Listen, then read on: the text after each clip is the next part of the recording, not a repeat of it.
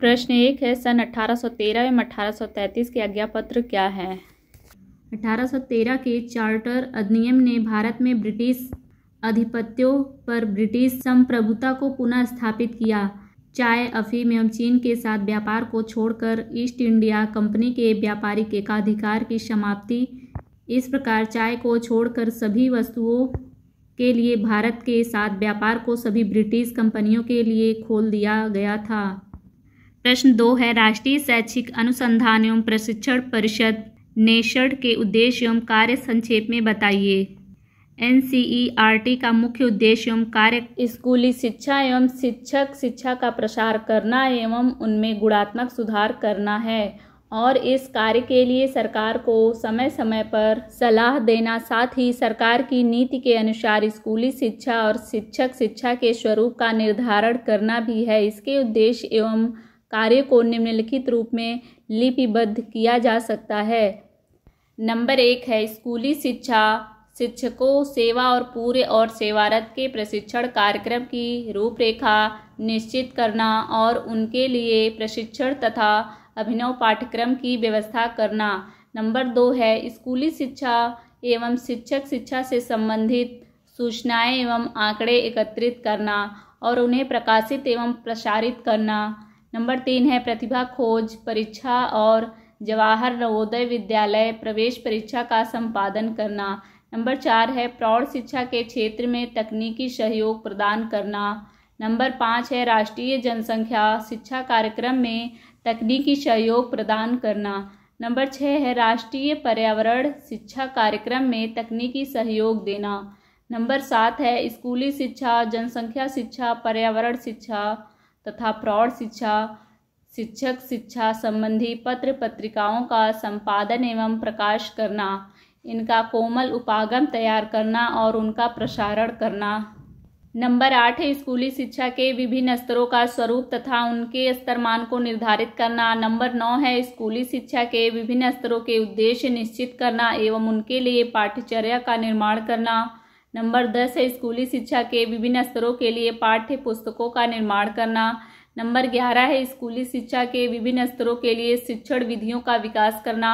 Number 12 है, स्कूलों में विज्ञान की शिक्षा के लिए विज्ञान किटें तैयार करना।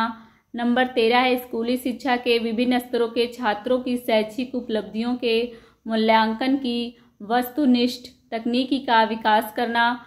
नंबर 14 स्कूली शिक्षा के विभिन्न स्तरों की समस्याओं को समझना और उनके समाधान खोजना।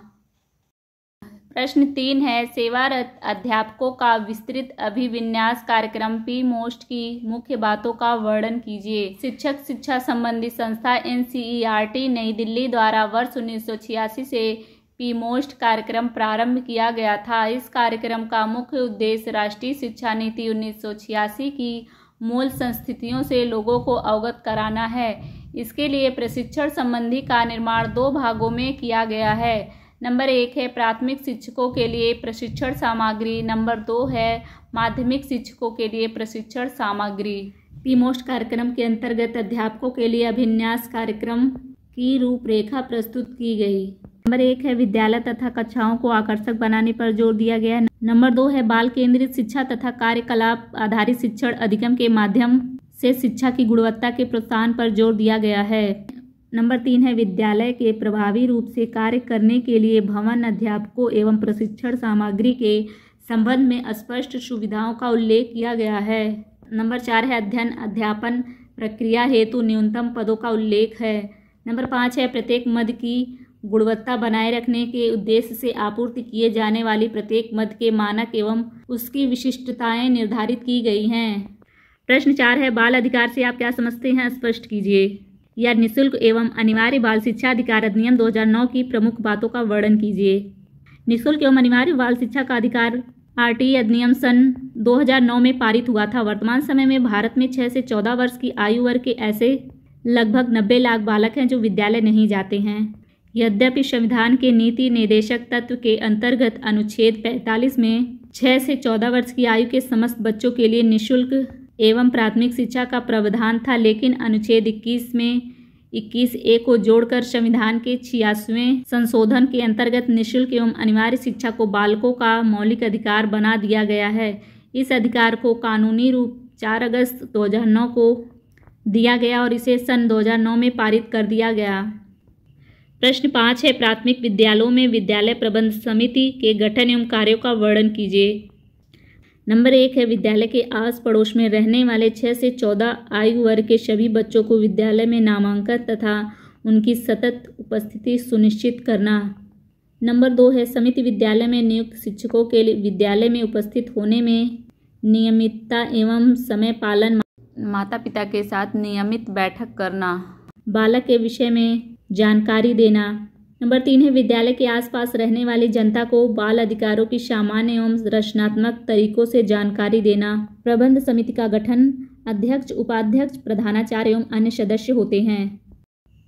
प्रश्न 6 है, शिक्षा में जिला शिक्षा एवं प्रशिक्षण संस्थानों की भूमिका लिखिए। या जिला शिक्षा एवं प्रशिक्षण संस्थान डाइट के प्रमुख कार्यों का उल्लेख कीजिए। डाइट के कार्य, नंबर 1 है, संदर्भ व्यक्तियों को प्रशिक्षित करना। नंबर 2 है, सेवा पूर्व शिक्षकों को प्रशिक्षण देना। नंबर 3 है, सेवारत प्रशिक्षण की व्यवस्था करना। नंबर 4 है, न्याय पंचायत संसाधन के केंद्रों को शैक्षिक सहयोग प्रदान करना। नंबर 5 है, विद्यालयों के प्रधानाध्यापकों के लिए संस्थागत नियोजन और प्रबंधन का कार्यक्रम संचालित करना। नंबर 6 है, ब्लॉक संसाधन केंद्रों को शैक्षिक सहयोग देना। नंबर 7 है, सर्व शिक्षा अभियान को सफल बनाने में सहयोग करना तथा प्रशिक्षण की व्यवस्था करना। प्रश्न 16 है, ब्रिज कोर्स से आप क्या समझते हैं? जो बालक शिक्षा से वंचित है उनको शिक्षा की धारा से जोड़ने तथा सर्व शिक्षा अभियान के मुख्य उद्देश्य सब पढ़े सब बढ़े को सफल बनाने हेतु ब्रिज कोर्स का संचालन किया गया है। ब्रिज कोर्स के लिए शिक्षण शिविर का चयन ब्लॉक स्तर पर किया जाता है। इस कोर्स के शिक्षण शिविर के लिए 40 बालकों हेतु 1 तथा 40 से अधिक बालकों के लिए 2 अनुदेशकों की नियुक्ति की जाती है। ब्रिज कोर्स के लिए सामग्री न्याय पंचायत संसाधन केंद्र प्रभारी द्वारा क्रय की जाती है। इस कोर्स हेतु रोजाना प्रातः 9 बजे से 3 बजे तक प्रतिदिन 6 घंटे शिक्षा प्रदान करने का प्रावधान है। प्रश्न 18 है, राष्ट्रीय शिक्षा नीति 1986 से आप क्या समझते हैं? भारत सरकार ने राष्ट्रीय शिक्षा नीति को सन 1986 ईस्वी में लागू किया। राष्ट्रीय शिक्षा नीति 1986 को कुल 12 खंडों में विभाजित किया गया है। राष्ट्रीय शिक्षा नीति 1986 का प्रमुख उद्देश्य था सभी के लिए शिक्षा। राष्ट्रीय शिक्षा नीति 1986 ने बाल केंद्रित भावना को शिक्षा में समाहित किया। राष्ट्रीय शिक्षा नीति 1986 ने शिक्षा की राष्ट्रीय प्रणाली में एक समान शिक्षा संरचना समाहित की जो 10+2+3 है। राष्ट्रीय शिक्षा नीति 1986 ने शैक्षिक गुणवत्ता में वृद्धि के लिए जोर दिया।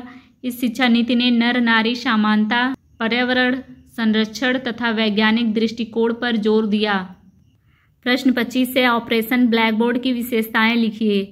नंबर 1 है, विद्यालय एवं कक्षों को आकर्षक बनाने पर बल दिया गया। नंबर 2 है, छात्र केंद्रित एवं कार्यकलाप आधारित शिक्षण अधिगम के माध्यम से शिक्षा की गुणवत्ता के प्रोत्साहन पर जोर दिया गया।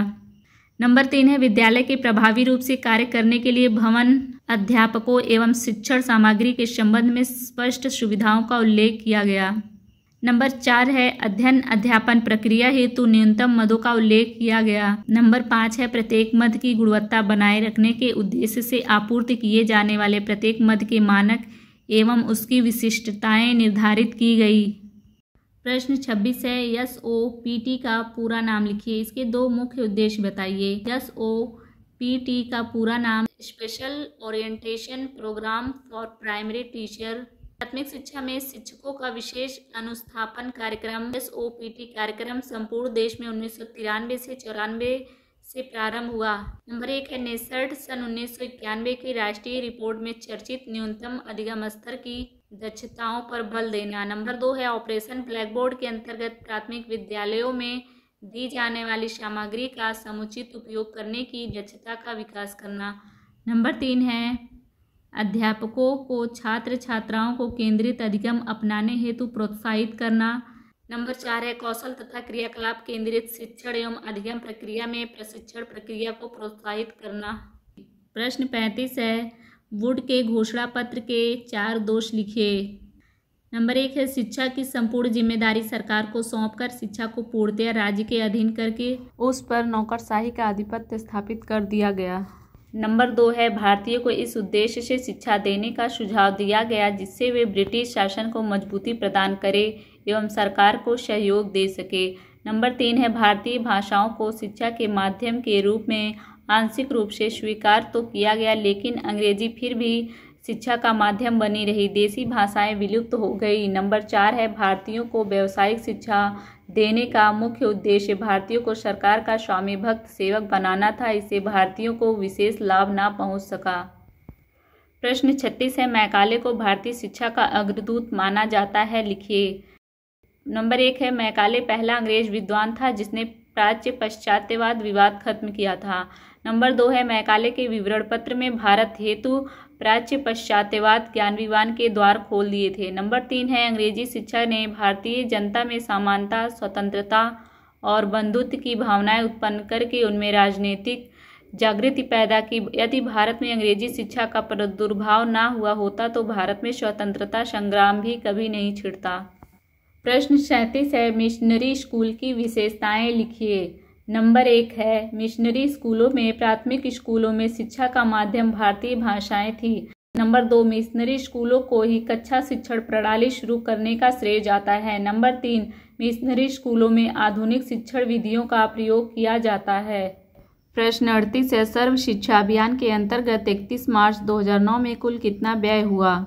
देश में शिक्षा का विस्तार करने के उद्देश्य से सभी को शिक्षा सुलभ कराने हेतु एवं बुनियादी शिक्षा के दायरे में सभी को लाने हेतु प्रदेश में सन 2001 से 2002 में सर्व शिक्षा अभियान की शुरुआत हुई थी। इस अधिनियम के अंतर्गत 31 मार्च 2009 तक प्रदेश में कुल व्यय 13,328.19 करोड़ रुपया व्यय हुआ था। प्रश्न 40 है कलकत्ता मदरसा एवं बनारस संस्कृत कॉलेज की स्थापना किस उद्देश्य से की गई थी। कलकत्ता मदरसे की स्थापना का प्रमुख उद्देश्य इस्लाम धर्म तथा मुस्लिम कानूनों की शिक्षा देकर अंग्रेज न्यायाधीशों हेतु मुस्लिम सलाहकार तैयार करना था। बनारस संस्कृत विद्यालय की स्थापना का उद्देश्य मनुस्मृति पर आधारित हिंदू कानूनों की शिक्षा देकर अंग्रेज न्यायाधीशों के हिंदू सलाहकार तैयार करना था। प्रश्न 43 है वुड का घोषणा पत्र भारतीय शिक्षा का महाधिकार पत्र कहलाता है, इसकी विवेचना कीजिए। चार्ल्स वुड का घोषणा पत्र भारतीय शिक्षा का महाधिकार पत्र इसलिए कहा जाता है क्योंकि इस घोषणा पत्र के द्वारा संपूर्ण देश हेतु एक व्यापक शिक्षा योजना प्रस्तुत की गई, जिसमें प्राथमिक शिक्षा से लेकर विश्वविद्यालय तक की शिक्षा को स्थान दिया गया है। जेम्स ने इस घोषणा पत्र को भारतीय शिक्षा का महाधिकार पत्र कहा है। भारतीय शिक्षा में इससे पूर्व जो हुआ वह इसकी ओर संकेत करता है कि इसके उपरांत हुआ वह इसी से निकलता है। जेम्स का मानना है कि वुड के घोषणा पत्र में दो बातें विशेष रूप से दिखाई देती हैं। प्रथम तो उस समय की जीर्ण शीर्ण शिक्षा की उचित तस्वीर घोषणा पत्र में हमारे सम्मुख रखी। दूसरे, उसने शिक्षा को संगठित तथा व्यवस्थित करने के अनेक उपयोगी सुझाव दिए। अतः यह घोषणा पत्र भारतीय शिक्षा का महाधिकार पत्र कहलाता है। प्रश्न 44 है कोठारी आयोग के अनुसार शिक्षा का पंचमुखी कार्यक्रम क्या है। कोठारी आयोग ने राष्ट्रीय विकास के परिप्रेक्ष्य में निम्नलिखित पंचमुखी कार्यक्रम प्रस्तुत किया है। नंबर 1 है शिक्षा को उत्पादकता से जोड़ना। नंबर 2 है शिक्षा के द्वारा लोकतांत्रिक मूल्यों की रक्षा करना। नंबर 3 है शैक्षिक क्रियाकलापों के माध्यम से सामाजिक एकता को मजबूत करना। नंबर 4 है शिक्षा के द्वारा नैतिक, आध्यात्मिक एवं सामाजिक मूल्यों का विकास करना। नंबर 5 है जिज्ञासा की प्रवृत्ति, मनोवृत्ति एवं मानवीय मूल्यों के द्वारा कौशल का विकास करते हुए सामाजिक आधुनिकीकरण की प्रक्रिया को विकसित करना। प्रश्न है कोठारी आयोग के गुणों का वर्णन कीजिए। कोठारी आयोग के प्रमुख गुणों का विवरण इस प्रकार है। नंबर 1 अधिकाधिक लोगों से शिक्षण ग्रहण करने हेतु आग्रह करना। नंबर 2 नवीन प्रयोगों एवं शोध कार्यों को प्रोत्साहन देना। नंबर 3 है शिक्षा के पुनर्संगठन द्वारा उसे उपयोगी बनाए जाने के व्यवहारिक प्रतिरूप का सुझाव प्राप्त होना। नंबर 4 है शिक्षा का सर्वांगीण विकास। नंबर 5 है शिक्षा पर अधिकाधिक धन व्यय किए जाने का सुझाव। नंबर 6 है शिक्षा प्रणाली और मूल्यांकन में महत्वपूर्ण परिवर्तन। प्रश्न 63 है कोठारी आयोग के दोषों का वर्णन कीजिए। नंबर 1 है इस आयोग को पूर्ण रूपेण क्रियान्वित रूप देने से गांधी जी की बेसिक शिक्षा का प्रत्यय समाप्त हो जाएगा। नंबर 2 है विज्ञान एवं प्रौद्योगिकी की शिक्षा पर बल देने के कारण बालकों का नैतिक एवं आध्यात्मिक विकास रुक जाना। नंबर 3 है अंग्रेजी पर जोर देने से भारतीय भाषाओं का विकास अवरुद्ध हो जाना। नंबर 4 है संस्कृति के अध्ययन के अभाव में प्राचीन भारतीय संस्कृति एवं सभ्यता का लोप हो जाना। नंबर 5 है प्रारंभिक शिक्षा के संबंध में स्पष्ट विचारों का अभाव होना। प्रश्न 70 है राष्ट्रीय शिक्षा की नवीनतम नीति 1992 की कुछ नई संकल्पनाओं का उल्लेख कीजिए। राष्ट्रीय शिक्षा की नवीनतम नीति की प्रमुख संकल्पनाएं इस प्रकार है। नंबर 1 है शिक्षा का राष्ट्रीय स्वरूप। नंबर 2 है स्व शिक्षा एवं स्व अनुभव द्वारा सीखना। नंबर 3 है महिला शिक्षा। नंबर 4 है साक्षरता कार्यक्रम। नंबर 5 है अध्यापक प्रशिक्षण पर विशेष ध्यान। नंबर 6 है शिक्षा का आधुनिकीकरण। नंबर 7 है नौकरी के लिए डिग्री की अनिवार्यता समाप्त करना। नंबर 8 है शिक्षा का व्यवसायीकरण। नंबर 9 है नैतिक मूल्यों का महत्व। नंबर 10 है परीक्षा प्रणाली में सुधार। नंबर 11 है सदैव चलने वाले प्राथमिक विद्यालय। नंबर 12 है अखिल भारतीय शिक्षा सेवा का गठन। नंबर 13 है खुले विश्वविद्यालयों की स्थापना। नंबर 14 है नवीन शिक्षा संस्थाओं की स्थापना। नंबर 15 है नवोदय विद्यालय की स्थापना। नंबर 16 है पिछड़े वर्गों के लिए शिक्षा। नंबर 17 है पर्यावरण की रक्षा पर बल। नंबर 18 है खेलों के महत्व को स्वीकार करना। नंबर 19 है ऑपरेशन ब्लैक बोर्ड। नंबर 20 है सांस्कृतिक विरासत का संरक्षण एवं नैतिक मूल्यों की पुनर्स्थापना।